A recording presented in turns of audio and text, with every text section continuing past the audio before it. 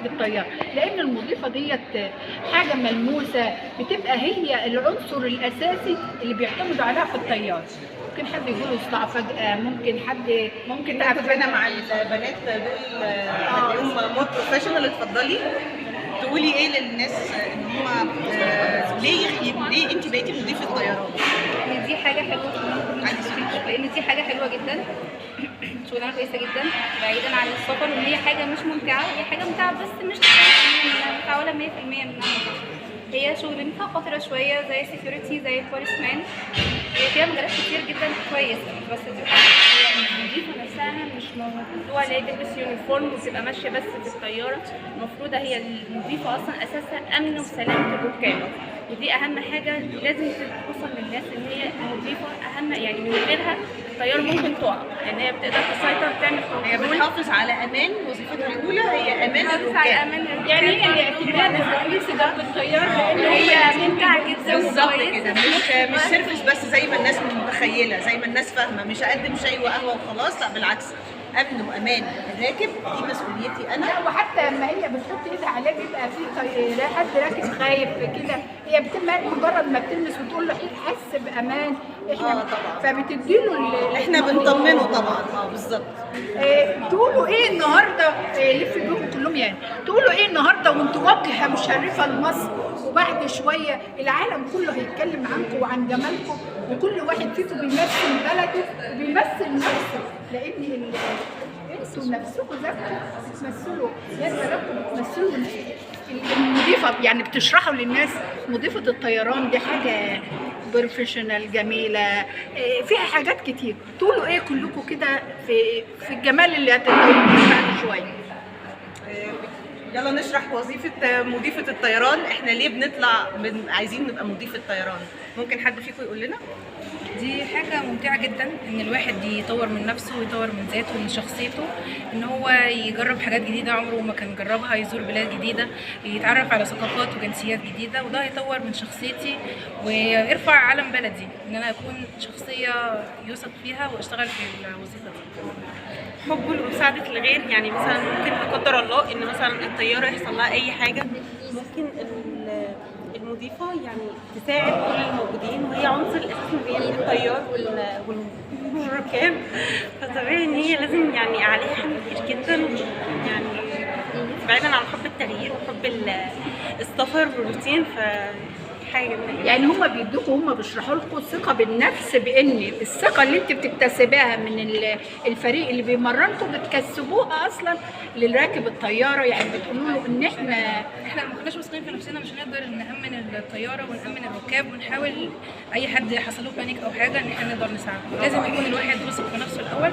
عشان يقدر يكون في الوظيفة دي. وده اللي احنا بنكتسبه من خبره الاخرين، ان احنا بنهتم منهم الفكر والتعلم، نتعلم منهم، وبنقعد بعد كده نكتسب خبراتهم ونشتغل عليها. كل واحده فيكم تقول كلمه، لف فيهم كل واحده كلمه كده، تقول كل اللي هي عايزاه. قولي حضرتك.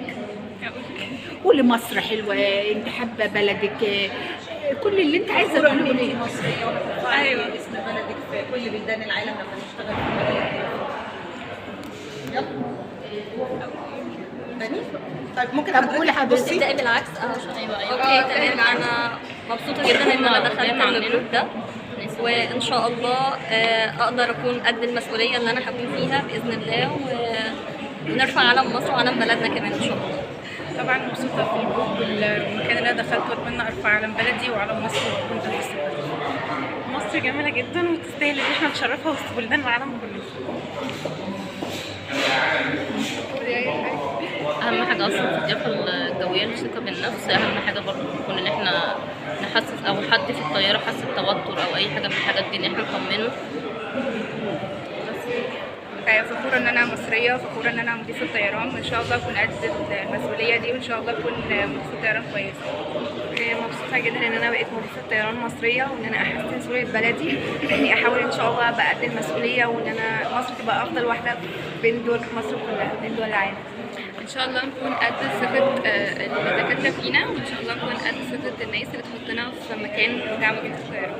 انا فخورة جدا بالجروب التدريبي اللي بيدربنا، دي اول حاجة، وفخورة جدا ان انا شخصية مصرية، وان انا هقدر ارفع رايه بلدي وعلم بلدي في اماكن كتير جدا، في بلاد مختلفه جدا وفي شركات كتير. انا مبسوطه جدا ان انا جيت هنا الاكاديمي واتدربت فيها، ان انا نموذج مشرف لبلدي، وان انا هقدر انقل الصوره دي لكل الناس وبطريقه مختلفه من كل البلدان. فخورة جدا ان انا بقيت مهندسة طيران، وكمان فخورة ان انا من مصر ومبسوطة جدا. ان شاء الله هتطور يعني فيما بعد في الطيران ان شاء الله. شباب اتفضلوا يلا يا شباب. فخور ان انا اشتغلت هنا، اتعلمت اطلع واحده واحده واقدم بقى اعرف ارفع اسم بلدي وامشي بقى بالتدريجي وكده واطلع. مبسوط ان انا حققت ان شاء الله برضه اطلع اكتر، وانا فخور ان انا فخور ان انا نفسي اروح واحقق ان انا نفسي شيء. مبسوط طبعا ان انا قرب المكان اللي انا فيه، ان انا كنت في الطيران ان شاء الله باذن الله.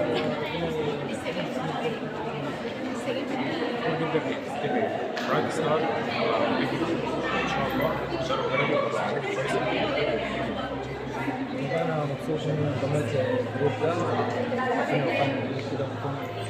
كده واحنا بنقول من خلال البرنامج دول مصر الجميله، مصر اللي فعلا بيتبنى عليها حاجات كتير بنتعلم منها كل يوم الجديد والجديد. احنا كل يوم بنشوف مؤتمرات، بس مؤتمرنا النهارده جميل، مؤتمرنا النهارده لمضيفات مصر الجميله في مصر والوطن العربي ودول العالم كله. بنقول لكم انتوا فخر وجمال وعزه، ويا رب يا رب السنه الجايه تبقوا انتوا كمان طالعين على شاشات القنوات الفضائيه كلها تقولوا بلدنا، بتنشروا بلدكم، بتنوروا بلدكم بكل حاجه حلوه فيكم. ايه الشروط؟ السن من كام عشان اللي عايز ينضم ليكم؟ 18 سنه. من 18 سنه لما فوق 30. السن معاكي من 18 سنه ل 30، ده من سن التقديم لحد جديد. انما من حد طول بالنسبه للطول كام؟ بيبدا من 160 لحد الطول المناسب على حسب الطياره اللي هتركبيها او على حسب شركه الطيران. كل شركه طيران بيكون ليها مواصفات. لا الوزن يتناسب مع الطول، الوزن لازم يكون يتناسب مع الوزن متناسب مع الطول علشان ما يبقاش فيه اوفر ويت او يعني يكون الوزن مظبوط. وفي ناس عندنا بيجوا يقدموا بيبقوا اوفر ويت شويه، واحنا من خلال البرنامج بتاعنا احنا بنبتدي معاهم مرحله التطوير، ازاي ينزلوا في الوزن، ازاي يحافظوا على جسمهم، ازاي يحافظوا على صحتهم علشان ما يخسروش صحتهم مع الوقت في الطيران. يعني هم بيتغذوا غذاء معين عشان يفضلوا ثابتين. اهم حاجه عندنا الميه والغذاء الطبيعي الصحي، الاكل الهيلثي. بالظبط، الاكل الهيلثي ده اللي احنا دايما لازم نكون مستمرين عليه من دلوقتي لغايه على طول، ما حتى بعد الشغل. وده النماذج الجميله، النماذج اللي بنقدر نقول ان احنا فعلا فخورين لما بنشوفهم، لانهم غير الستايل واللبس والشكل واحد والوجه واحد، لكن جواهم فعلا فكر وثقافه واراء جميله. من برنامجنا صوت الحياه سعدنا بيكم من مبنى التعليم الفنلندي مع الناس اللي هي فعلا هتبقى بعد فتره بسيطه طيارين معتمدين عليهم في الطياره. في اللي بيبقى خايف واللي فيه قلقان، هم هيبقوا وجه الثقه والصداره والحب والانتماء ليهم ولبلدهم ولاهاليهم. وتحيا مصر بولادها وشبابها الجمال. تحيا مصر. تحيا